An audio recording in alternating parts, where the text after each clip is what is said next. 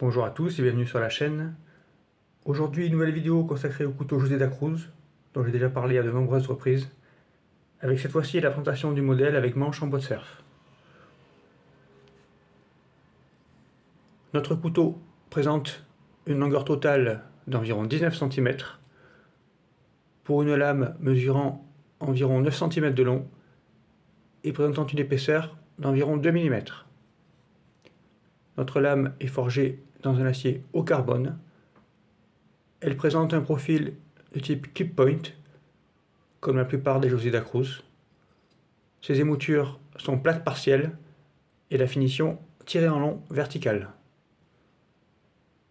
Sur l'une des faces de la lame, nous avons l'onglier et les marquages habituels. José da Cruz, la marque, Palaculo, la localisation au Portugal, ainsi que la mention de l'acier au carbone utilisé pour cette lame. Ici, nous avons une virole en laiton avec une finition molletée sur toute sa surface. Comme on peut le voir, la virole est surdimensionnée par rapport au modèle classique. Ainsi, si on compare notre José da Cruz avec manche en bois de cerf avec un grand modèle classique, on voit ici que la virole de notre modèle avec bois de cerf fait quasiment le double de surface. Donc une virole très imposante, tout en laiton. Ici, on aperçoit l'axe de la lame en acier. Notre virole qui va permettre le verrouillage de la lame en position ouverte. Et enfin, ce qui fait la particularité de ce modèle, c'est ce très beau manche en bois de cerf d'une seule pièce, avec à son extrémité un orifice pour y mettre un cordon.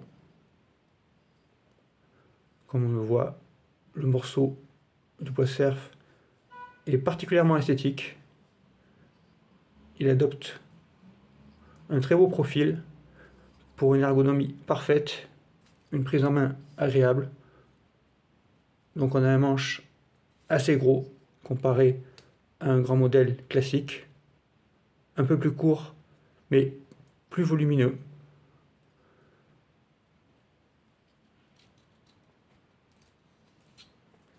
Ici, le couteau fermé, on le voit, le manche adopte de très belles lignes avec la lame en position fermée,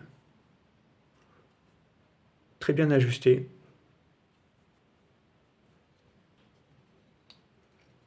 La virole en laiton est assez impressionnante par son format. On le voit, elle est surdimensionnée. Comme on peut le constater ici, la virole est en fait montée sur une partie en bois qui se trouve dans le bois de cerf, fixée au moyen d'une cheville de bois blanc que l'on voit ici, de chaque côté, donc une cheville transversale, avec une partie de bois qui est montée sous la virole et dans le bois de cerf. Donc la virole n'est pas montée directement sur le bois de cerf, mais avec cette pièce en bois qui sert d'intermédiaire. L'ajustement est très bien fait, c'est très propre.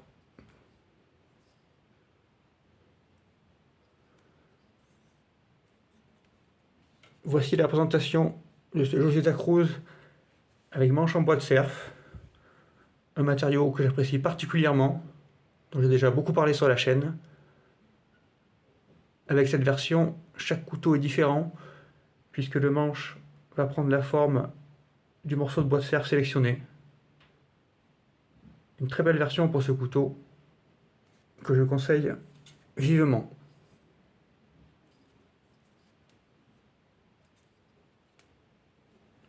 Je vous remercie pour votre attention. À bientôt sur la chaîne.